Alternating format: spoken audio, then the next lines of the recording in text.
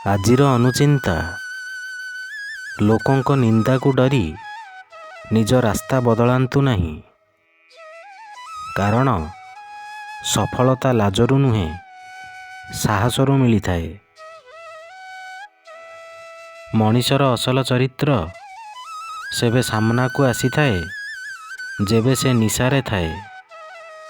ସେ ନିଶା ଧନର ହୋଇଥାଉ କି ନିଶା ପଦର ହୋଇଥାଉ ବା ମଦର ନିଶା ହୋଇଥାଉ। ଉପଯୋଗ ନଥିଲେ ଧନ ବ୍ୟର୍ଥ, ବିନମ୍ରତା ନଥିଲେ ବିଦ୍ୟା ବ୍ୟର୍ଥ, ସାହସ ନଥିଲେ ଅସ୍ତ୍ରଶସ୍ତ୍ର ବ୍ୟର୍ଥ।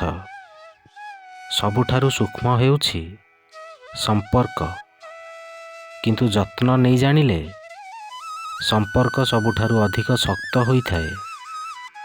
ଜୟ ଜଗନ୍ନାଥ।